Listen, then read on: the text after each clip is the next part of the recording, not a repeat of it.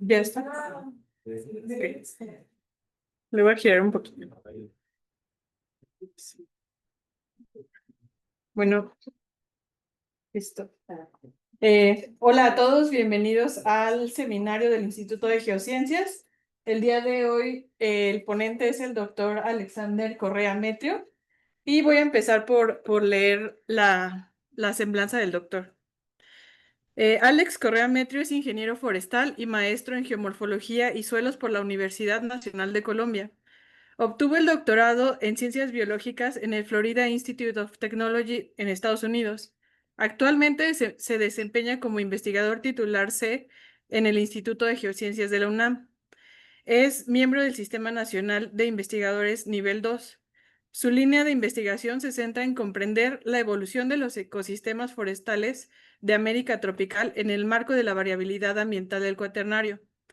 Para ello, integra herramientas de las ciencias de la Tierra y las ciencias biológicas con el objetivo de descifrar los procesos climáticos y ecológicos que han moldeado la dinámica de la vegetación a escalas temporales que van de décadas a milenios.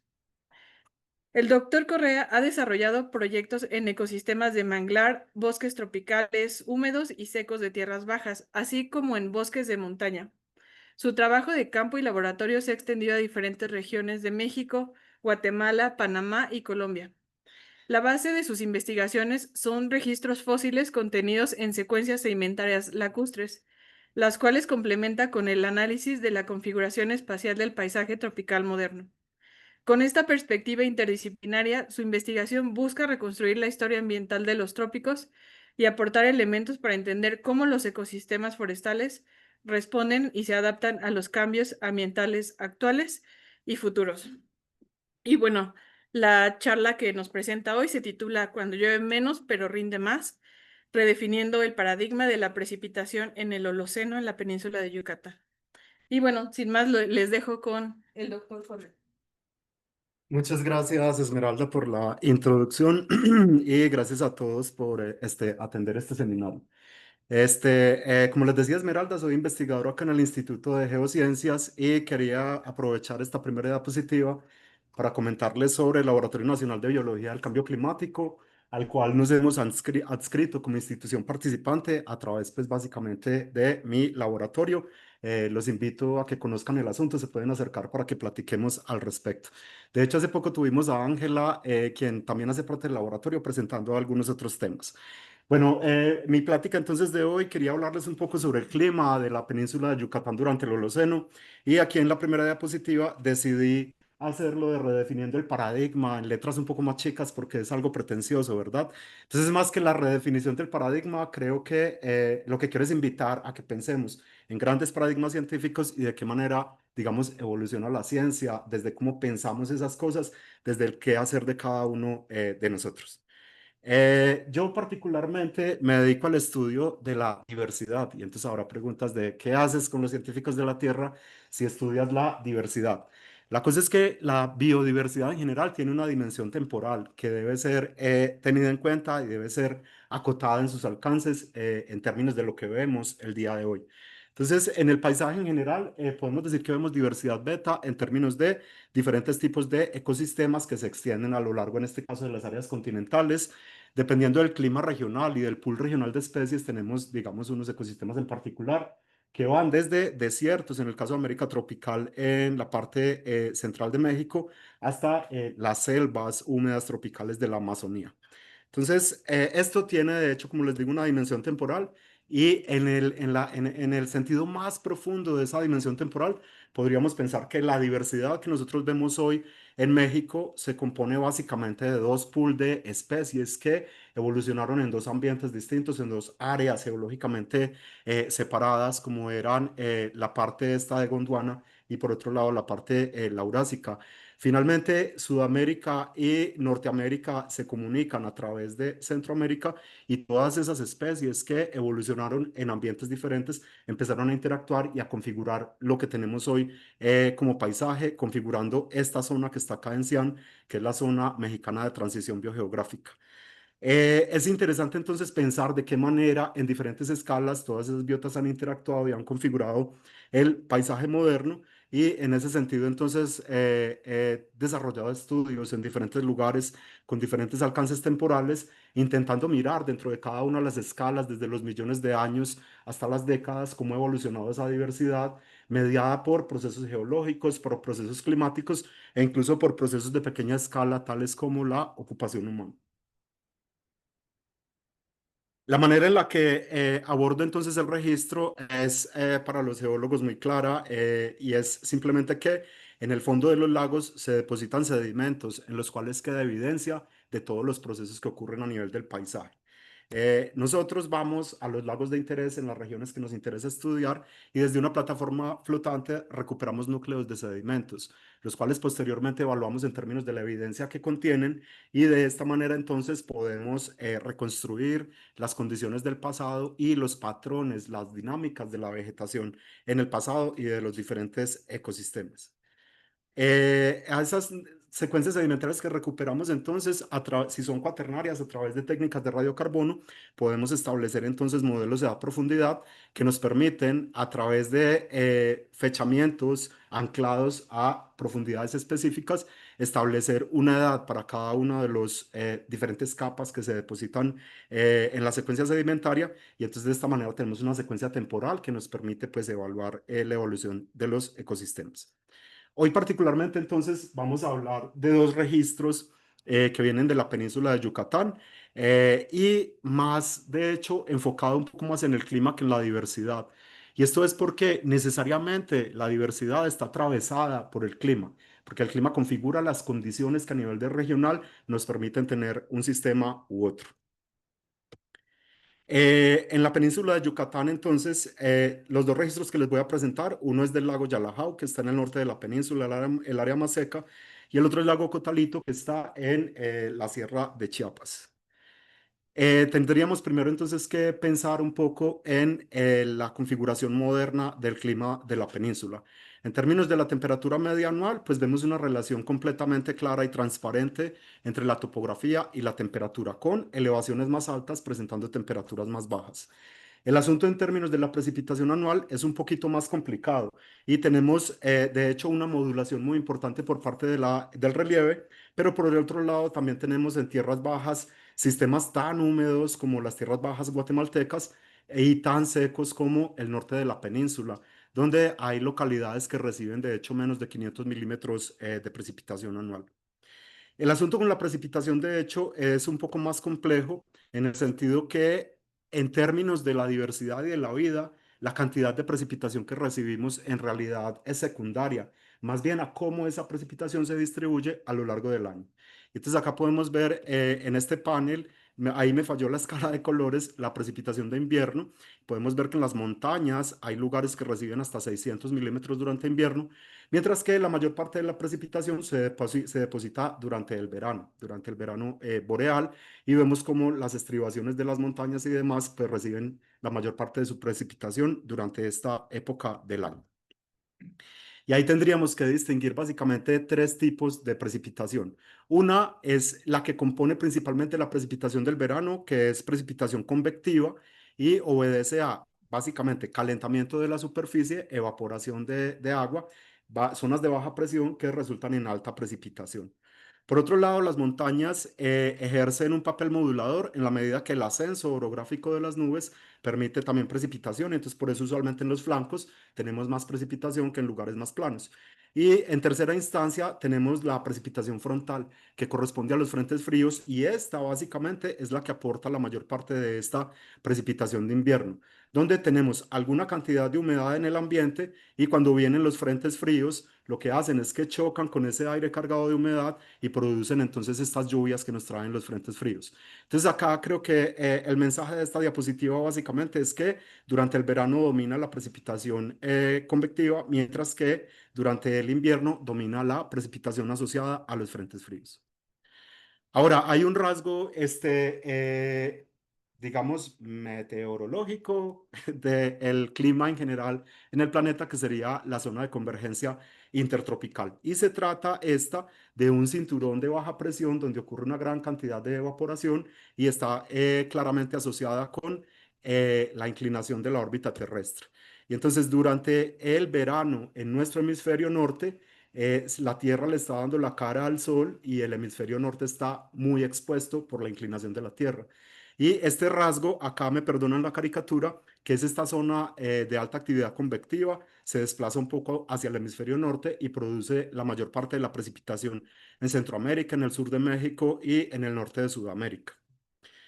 Por otro lado, durante el invierno, que estaría ilustrado en esta tierrita que tenemos en el otro lado, si se dan cuenta, es el hemisferio sur el que le está dando la cara al sol y entonces ese rasgo se desplaza hacia el sur, nos trae condiciones secas al clima de la parte norte de las Américas o de América tropical y el cinturón este de baja presión alta precipitación se desplaza hacia la zona sur de Sudamérica.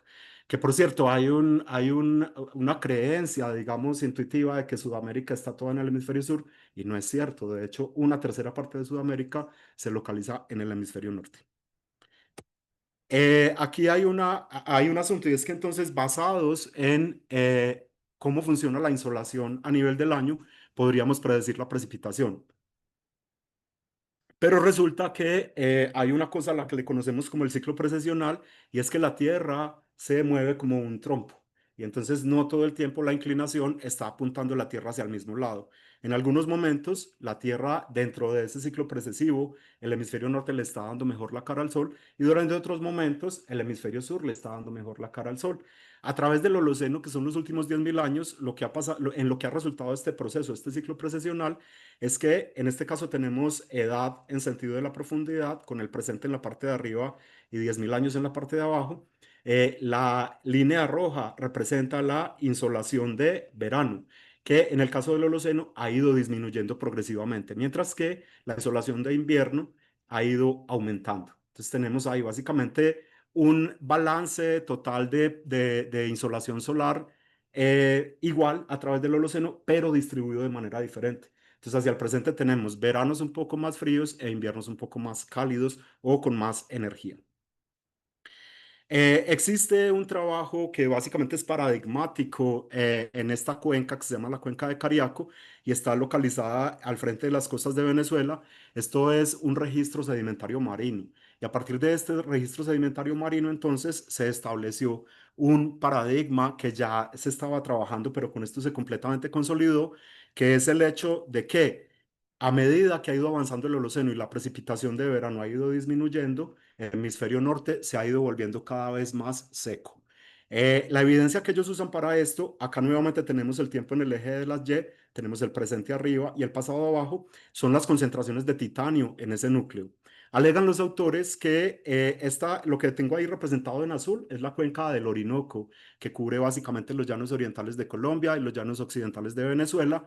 Y entonces toda la precipitación que se produce ahí al final del día se vería representada en Cariaco, donde cuando tenemos mayores cantidades de titanio es porque hubo más precipitación y por ende más erosión y acarreo de sedimentos, mientras que a menos precipitación tendríamos menos acarreo de sedimentos.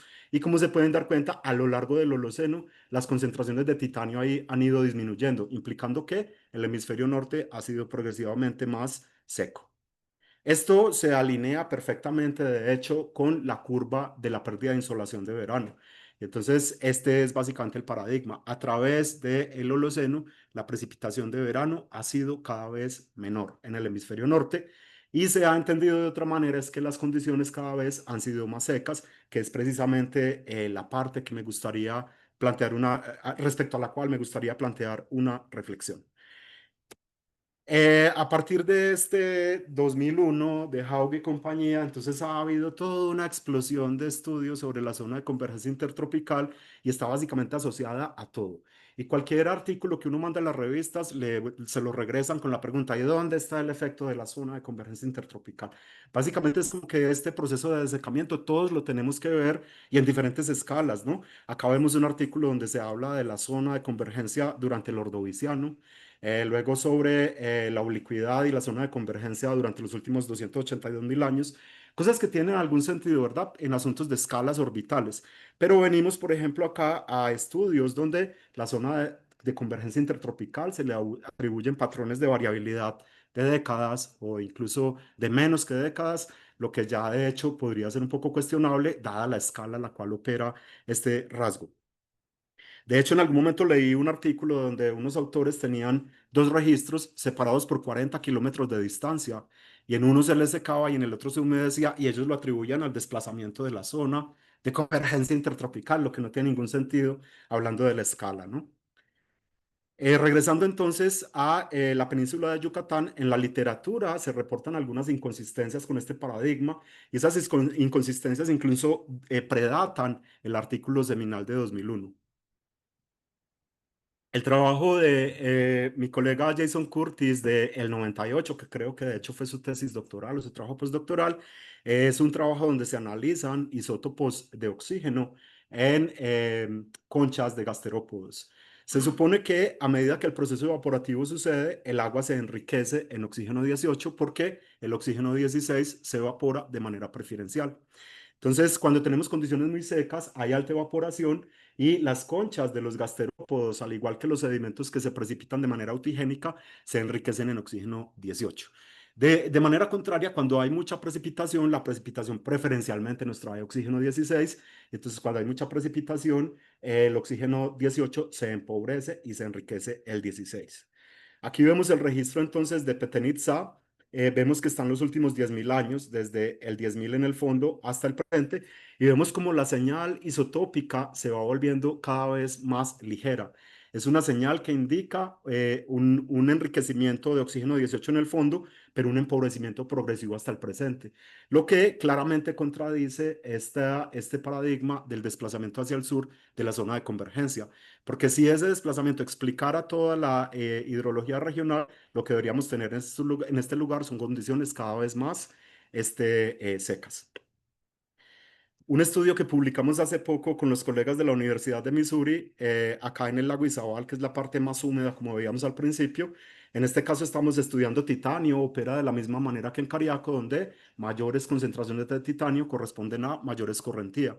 Y lo que tenemos en este registro del lago Izabal es que durante los últimos 10.000 años la cantidad de titanio ha ido aumentando. Y otra vez contradecimos entonces este paradigma de que el clima debería ser cada vez más seco. Finalmente, para ilustrar un poco más el punto, está un estudio publicado más recientemente por Sarah Metcalf y su equipo, y ellos muestran cómo los isótopos de oxígeno en carbonatos autigénicos, también en esta parte norte de la península, se vuelven cada vez más ligeros. Y entonces esto también contradice este paradigma que teníamos de que a medida que el Holoceno progresa, deberíamos tener condiciones más secas. Entonces, acá fue donde yo llegué a trabajar a México hace 15 años y desde que llegué he estado interesado sobre todo en la parte tropical y hemos desarrollado muchas campañas de campo a diferentes partes de Yucatán, Quintana Roo, Chiapas, Oaxaca. Y hoy quisiera hablarles básicamente de estos dos lagos, aunque tenemos muchos más, principalmente porque son dos lugares que están en condiciones climáticamente contrastantes. El lago Yalajao, como les comentaba, está en el norte de la península de Yucatán y acá pueden ver una foto de la vegetación, que se trata básicamente de un matorral y de un bosque completamente deciduo. Mientras que el lago Cotalito está en las montañas de Chiapas a una elevación de más o menos 800 metros sobre el nivel del mar. Y aquí la cantidad de precipitación es bastante importante y ahí tenemos en su esplendor un bosque tropical mezclado con un montón de elementos de bosque mesófilo de montaña. Entonces son dos climas completamente contrastantes y tenemos la suerte de que en los dos lagos tenemos el Holoceno completo. Entonces podemos darnos una idea de qué ha pasado en estos dos lugares contrastantes a través de todo el Holoceno. Estas fotos es para demostrarles que sí fuimos a los lagos, básicamente. Es la campaña de campo que hicimos con los estudiantes. Algunas fotos son acá de las montañas de Chiapas, mientras que otras, como esta de acá, es de la campaña que se hizo en las tierras bajas de la península de Yucatán. Y esta es ya la gente descansando después de haber perforado el lago. En el caso de Ocotalito, entonces, acá les muestro el modelo de profundidad, que es parte de la tesis de doctorado de mi estudiante Gustavo Olivares, y lo que tenemos son 12 fechamientos por radiocarbono, donde solamente uno salió, no salió en orden estratigráfico, pero tenemos de hecho la confianza que en este lugar tenemos básicamente los últimos 9.000 años registrados de manera continua. Por el otro lado, en el lago que se encuentra en Yucatán, el lago Yalajao, basados en 10 fechas de radiocarbono, pudimos tener un modelo de edad bastante eficiente, sin reversos cronológicos, donde también tenemos la certeza de que están registrados por lo menos los últimos 8.500 años. ¿Qué nos dice la evidencia de estos dos lugares? Primero tendríamos que pensar en erosión, que habíamos dicho, la erosión a través del Holoceno cada vez es menor, ¿verdad? Y acá está un poco complicado. En el caso de Ocotalito, pues tenemos puntajes en análisis de componentes principales, pero esto hagan de cuenta que es un reflejo exacto de las concentraciones de titanio. Y lo que vemos son altas concentraciones de titanio en el fondo del registro que disminuyen. Por acá tenemos un aumento que probablemente se deba a actividades antrópicas, y es que la gente llega, ocupa el territorio, desmonta el bosque, y la misma precipitación que antes no erodaba, en ese momento eroda muchísimo. Entonces tenemos una confusión ahí con la cantidad de erosión. Y en el caso de Yalajao, en realidad en esta zona la cantidad de carbonatos es impresionante. No pudimos básicamente recuperar ningún elemento litogénico, pero acá podemos ver las cantidades de carbonato de calcio que podríamos de alguna manera asociar a la escorrentía. Pero bueno, eso es mucha elucubración en ese caso, y veríamos que eventualmente podríamos decir que de alguna manera se asocian con el paradigma de que cada vez llueve menos, ¿verdad? Pero esa es una discusión bastante extraña. Ahora, sobre el déficit de humedad particularmente, y yo creo que aquí está la importancia de la evidencia biológica. Con el estudiante Gustavo, él hizo un estudio de cladóceros. Los cladóceros son unos bichos que viven en el agua. Y entonces acá les estamos mostrando cómo las especies planctónicas aumentaron progresivamente a través del Holoceno. Lo que quiere decir que una especie es planctónica es que necesita un espejo de agua grande y necesita suficiente profundidad como para poder habitar un lugar. Y esto lo que nos está indicando es que a través del Holoceno acá, y completamente contrario al paradigma, lo que tenemos cada vez es condiciones más húmedas que permitieron a partir del Holoceno medio que el lago conformara y que adquiriera básicamente su estructura moderna hace 2000 años. Por otro lado, en el lago de Yalajao, lo que hicimos fue isótopos de oxígeno sobre carbonatos biogénicos, en este caso sobre ostrácodos. Y lo que podemos ver acá claramente es que la señal isotópica de este lago se hace más ligera a medida que avanza el Holoceno, lo que implica que a medida que el Holoceno avanza, en este lugar hemos tenido un déficit de humedad menor, lo que eventualmente sería contradictorio entonces a la expectativa de que las cosas sean cada vez más secas.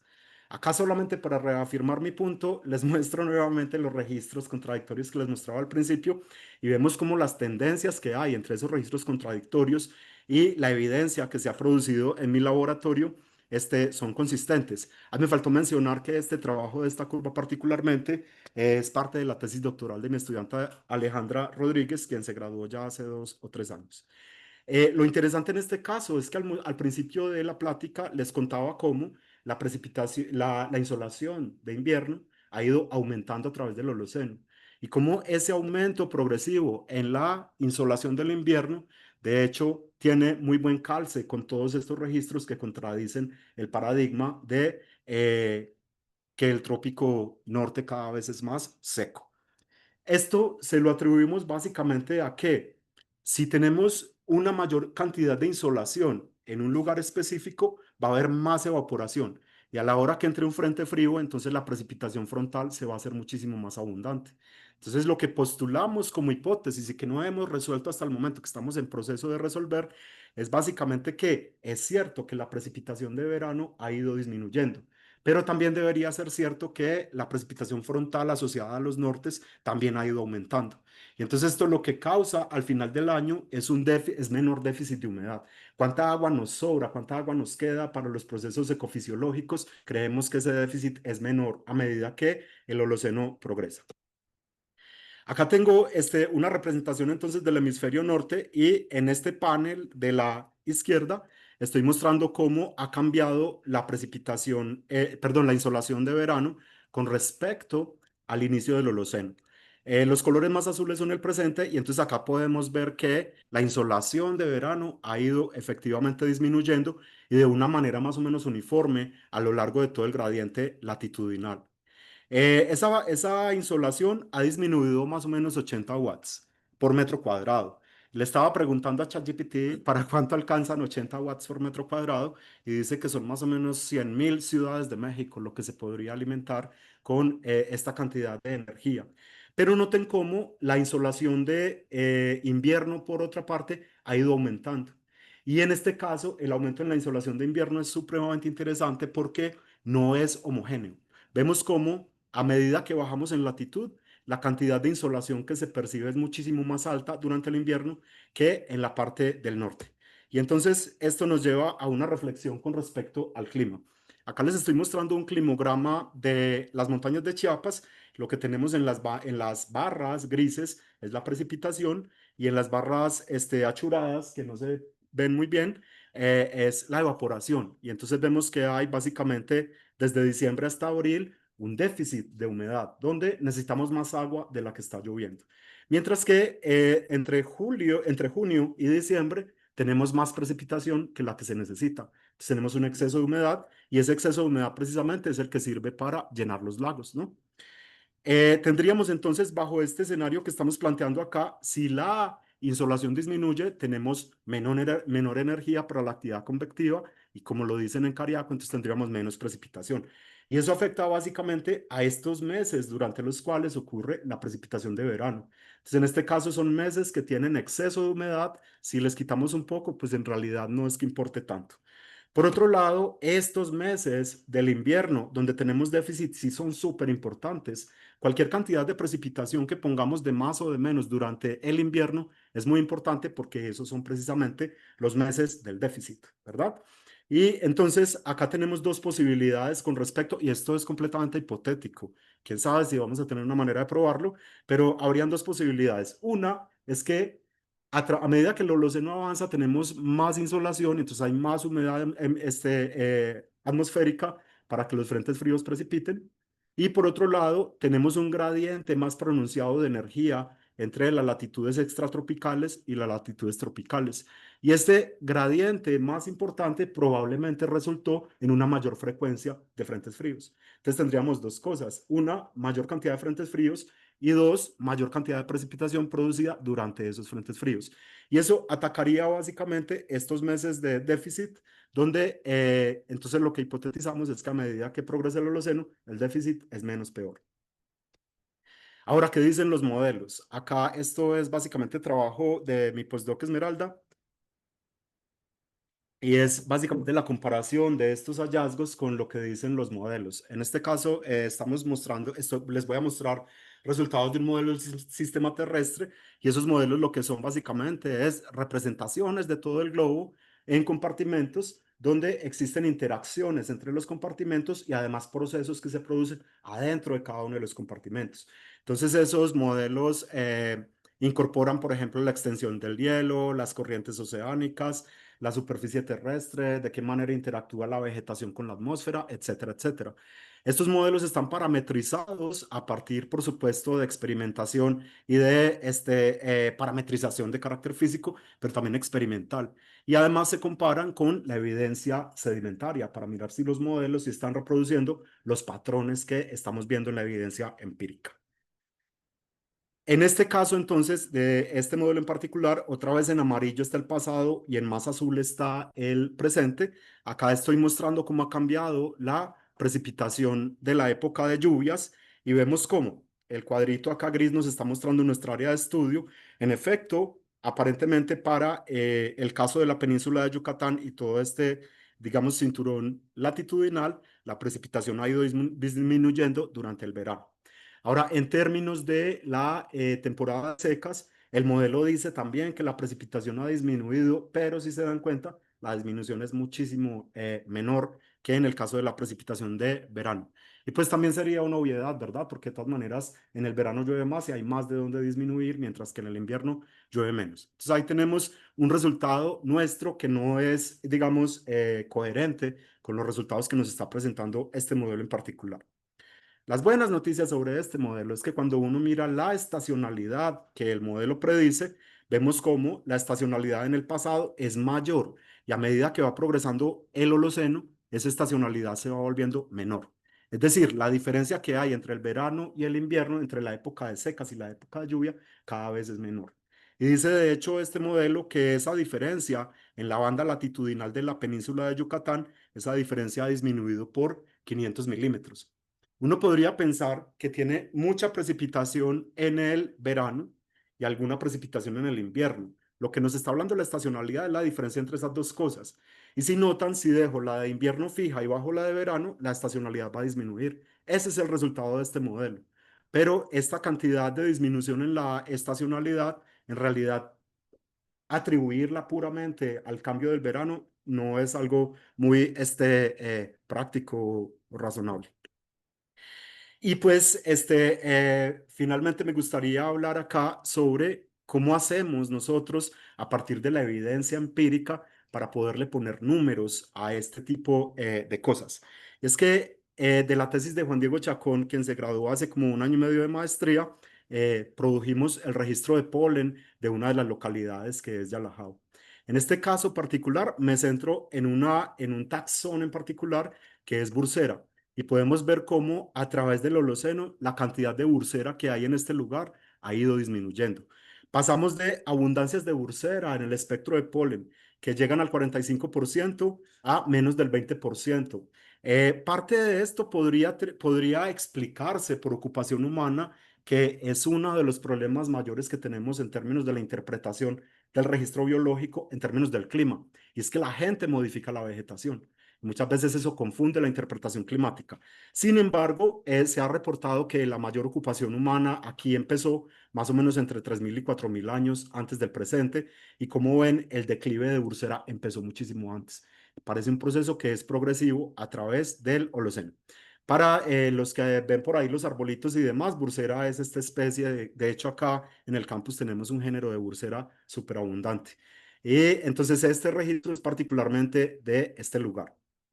¿Cómo podemos caracterizar el día de hoy el clima de este lugar? Entonces lo que hicimos fue generar un polígono alrededor del lago y mirar cómo se distribuye la estacionalidad de la precipitación y el rango medio diurno de la temperatura.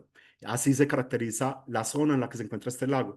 Tenemos una estacionalidad de más o menos el 70% y un rango medio de la temperatura diaria de más o menos 14 grados. Bursera en particular tiene apariciones en muchísimos sitios y entonces lo que hice fue tomar todos los reportes de Bursera en la zona tropical y mirar de qué manera se distribuye Bursera en ese espacio climático para poder mirar cómo eran las condiciones al principio del Holoceno y cuáles son las condiciones que tenemos en el momento presente. Y esta es la distribución. Entonces, lo más probable, el clima más probable en el que ocurre Bursera está localizado en una estacionalidad muchísimo más grande que está alrededor del 100%.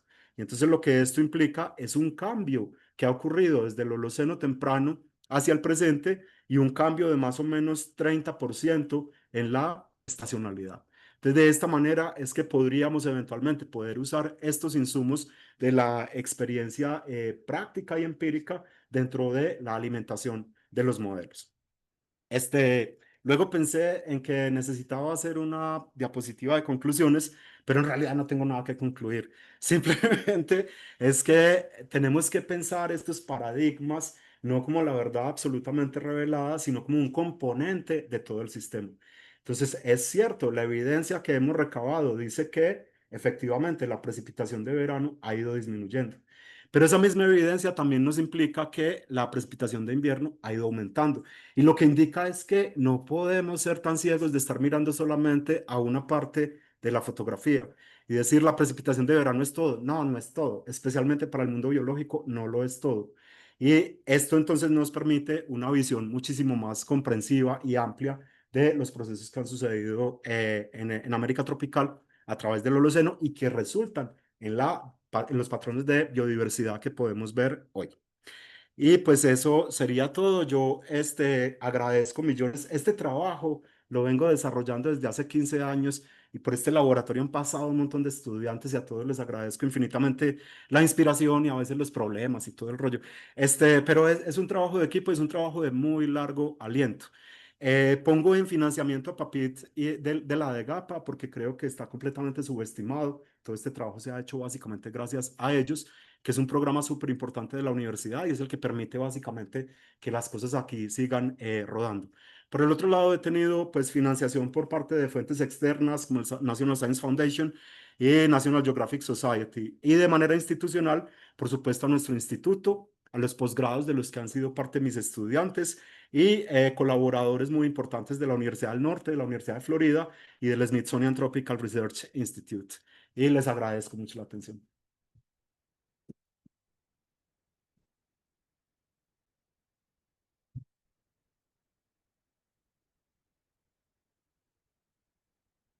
Alex, gracias por la charla. Vengo acá porque se está transmitiendo en vivo, entonces quiero pedirle a las personas que están en YouTube si tienen preguntas o comentarios, las escriban en el chat y mientras tanto vamos a pasar una sesión de preguntas y respuestas de la audiencia aquí presente. ¿Alguien tiene alguna pregunta o comentario para el doctor?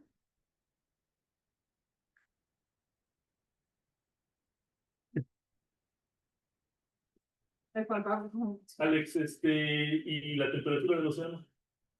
La temperatura Hablando de, del océano, ¿qué ha hecho en verano y en invierno? acá en la comparación con los modelos, de hecho, hicimos las dos cosas, la temperatura oceánica y la temperatura del continente. En realidad, el comportamiento de la temperatura del océano se parece un montón a la del continente y es mucho más uniforme. De hecho, son gráficos más bonitos. Lo que pasa es que acá quería básicamente ilustrar lo que estaba pasando a nivel del continente donde están los registros. Pero es completamente relevante, puesto que si estoy argumentando que los frentes fríos producen más precipitación porque hay más humedad atmosférica, esto implica que a nivel oceánico deberíamos tener una temperatura más alta. El modelo dice, de hecho, que tenemos 1 o 2 grados más en el Holoceno temprano, en el invierno. En el verano, la temperatura es más baja, como por 2 grados en la parte oceánica. Entonces, de todas maneras, está, digamos, machando, ¿no? Porque al final de cuentas, pues tiene que estar, es la fuente de vapor, la fuente de humedad y todo. Sí, yo creo que el problema básico existe y en ese sentido todo bien porque está el vapor, está la temperatura del océano. Yo creo que en lo que falla el modelo es que no incluye este mecanismo de precipitación del frente frío, que es un asunto completamente puntual. Y entonces depende de una condición estacional, que es qué temperatura tenemos en el invierno, pero esa no es la que produce la precipitación, sino la entrada del frente frío es la que precipita la humedad que hay allí. Y entonces yo creo que los modelos consideran, los modelos, de hecho, es un trabajal enorme. Se imaginarán la complejidad de compartimentalizar todo el planeta en celdas. Tienen muy baja resolución espacial. Y en ese sentido, creo que a eso obedece también que no se considere este mecanismo del frente frío, porque eso es un asunto básicamente de días. Ya ven que estamos en pleno invierno, el frente frío entra, nos trae temperaturas más bajas y precipitaciones de 1 o 2 días. Pero sí puedes ver, por ejemplo, en los modelos, y en los modelos sí se ve, como las incursiones polares, ¿no? Se pueden volver más o menos intensas, ¿no? Creo que sí hay modelos que sí captan eso. Digo, que ven en el norte de Canadá cómo se vuelven más intensos y por lo tanto se desplazan más hacia el sur. Sí, a lo que me refiero es que es necesario afinar la manera en la que, porque en términos de temperatura creo que es súper evidente, además la baja de temperatura es enorme, pero creo que no se ha afinado la manera en la que eso interactúa con la precipitación. Y hay un problema, de hecho, es que los frentes fríos, creo que ahora en septiembre era que reportaban como el primer frente frío, una cosa así. Entonces, esto tampoco es un sistema donde sea o convección o precipitación frontal, es un sistema mezclado. Y entonces hay unos meses como septiembre, octubre, noviembre, diciembre, donde hay precipitación de las dos fuentes. Hay tanto precipitación convectiva como precipitación frontal. Y creo que como miramos más la convectiva, no le hemos prestado suficiente atención a esa otra fuente de precipitación que puede ser, como decías tú, hasta 40% del total de precipitación de algún lugar.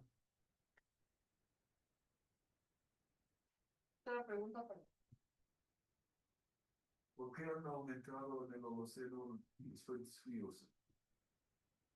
No estoy seguro de que hayan aumentado, es más bien un asunto hipotético, y es que si tenemos este diferencial, a ver, lo que está representando esta figura, cada una de las líneas es un momento en el tiempo, es la cantidad de insolación de invierno.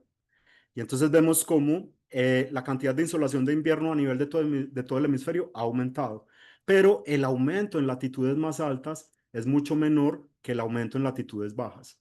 Lo que esto implicaría hipotéticamente es que el gradiente de temperatura es mayor y como consecuencia es una posibilidad que sean más frecuentes los frentes fríos. Pero no estoy diciendo que haya sucedido, estoy diciendo que hipotetizamos que ha sucedido. Sería una manera de explicar nuestros resultados. En los modelos climáticos no hay información sobre eso. Pues mira, estamos evaluando otros modelos climáticos. Por lo pronto el que les mostré solamente es el del Max Planck y ahí en realidad no se ve algo particular que indique que esto está sucediendo. Es posible que en los otros haya, pero todavía es trabajo que está en curso. Pero hablaron de modelos climáticos, a lo mejor me equivoco, pero acabo de ver que tienen muchos problemas, por lo que utilicé la escala, de ir de escala global a regional. Entonces, muchas predicciones que habían hecho esos modelos ya no se están verificando a nivel regional.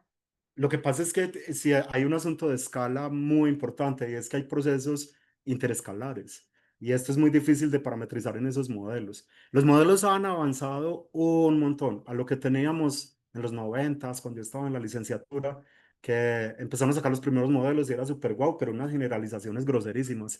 Lo que hay ahora es impresionante en términos de todo el avance que se ha hecho, pero yo creo que hay una dificultad enorme con, con los procesos transescalares.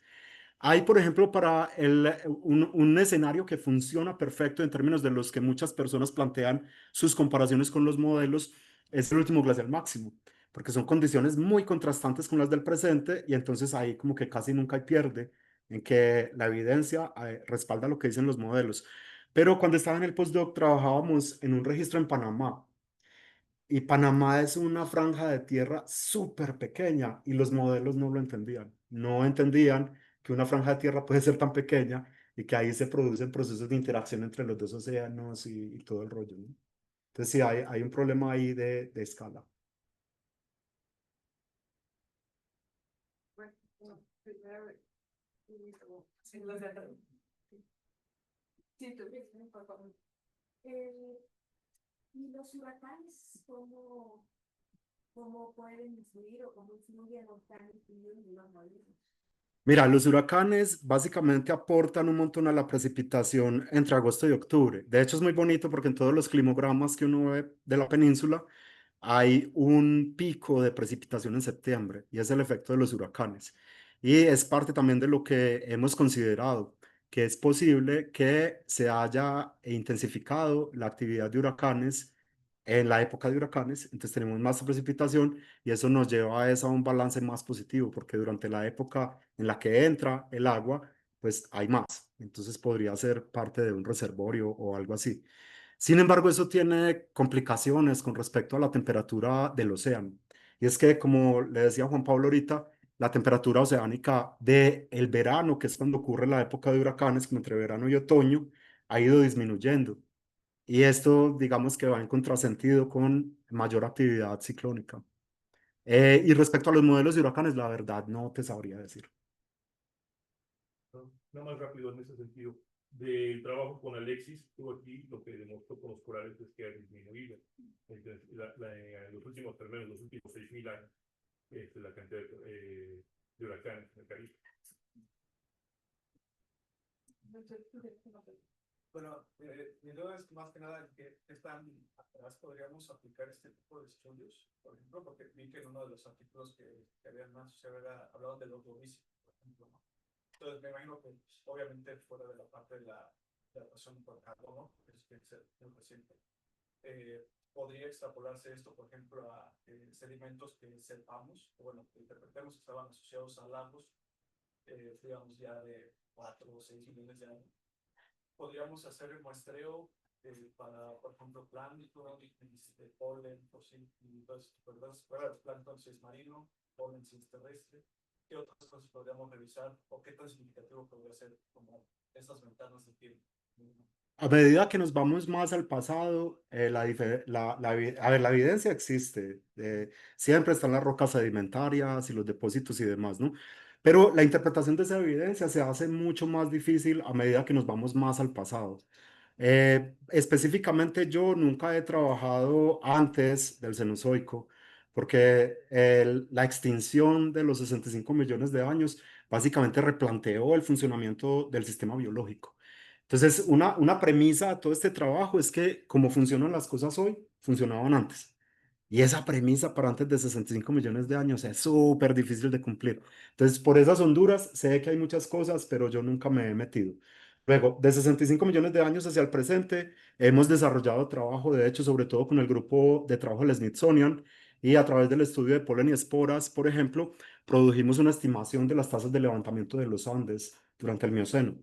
También de los climas del norte de Sudamérica durante el Mioceno también. Hemos hecho algunas cosas más acá del Pleistoceno, etcétera. Creo que es una herramienta súper útil y súper directa, básicamente para el Cenozoico. Más atrás, como le digo, igualmente, pero ya eso es un poco más complicado, pero por supuesto que hay especialistas en todos esos temas.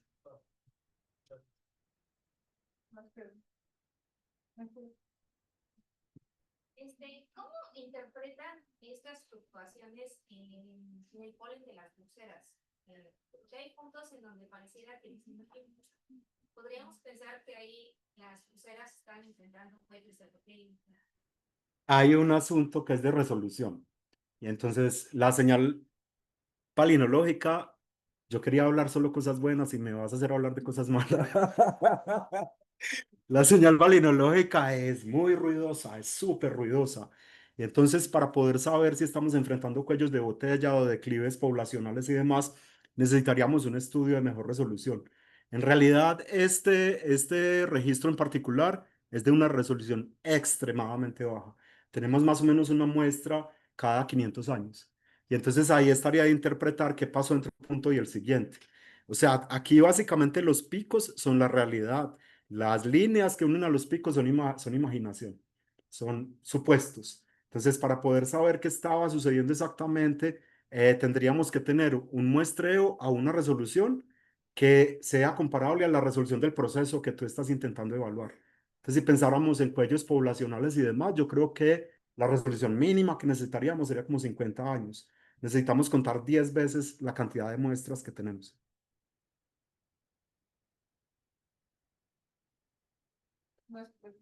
Otra pregunta, comentario.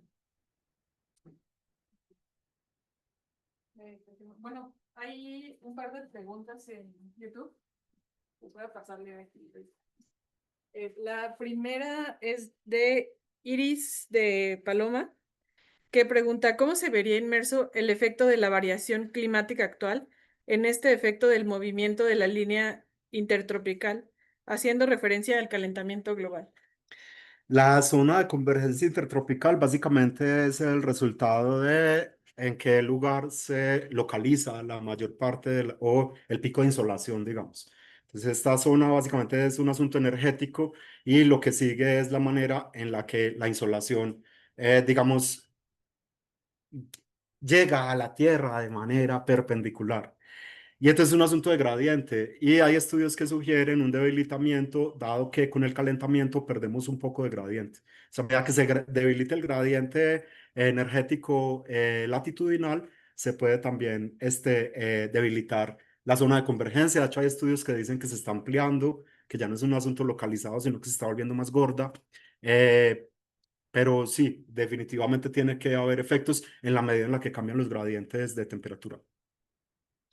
Y hay una segunda pregunta de Carlos Castañeda que pregunta, hola Alex, saludos desde Puebla. ¿Este modelo podría incluir el cambio de salinidad y temperatura de los océanos?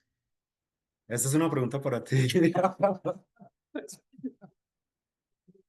El modelo incluye, de hecho, patrones de circulación oceánica, lo que implica que, de hecho, tendría que ser así. Sí. Eh, bueno, ¿alguna otra pregunta aquí en presencial, en la audiencia? Blanca. De los modelos que hablas son modelos que ya están hechos, ustedes los alimentan o están desarrollando numéricamente los modelos. No me queda claro que... Esos modelos en particular, mira, acá estaba mostrando en particular el que les Ay.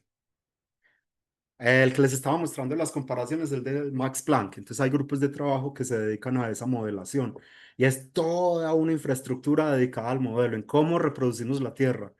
Y la idea, no somos nosotros, pero serían ellos quienes recaban evidencia empírica y retroalimentan su modelo. Y a su vez nos sirve a nosotros para, básicamente para plantear escenarios e hipótesis y escenarios nulos. Y también para experimentos factoriales, de decir, ¿qué pasaría si el CO2 no fuera esta cantidad, sino otra cantidad? ¿O qué pasaría si la cobertura terrestre, etcétera, ¿no? Entonces son modelos, eso es un trabajal y son básicamente instituciones dedicadas particularmente a ese esfuerzo. Yo diría que de hecho son infraestructura científica, los modelos como tal. Súper. ¿Estás de acuerdo? Total, totalmente de acuerdo. Sí, y que permiten como una explicación, o sea, como ya mecanística, no solamente decir, ah, pues se enfrió más o se calentó más, o sea, como ya el mecanismo completo. Pero sí, totalmente de acuerdo con Alex. Ya no hay más preguntas en el chat. Si no hay ninguna otra pregunta o comentario, entonces terminamos el seminario y de nuevo gracias al doctor y gracias a cada uno por su asistencia. Muchas gracias.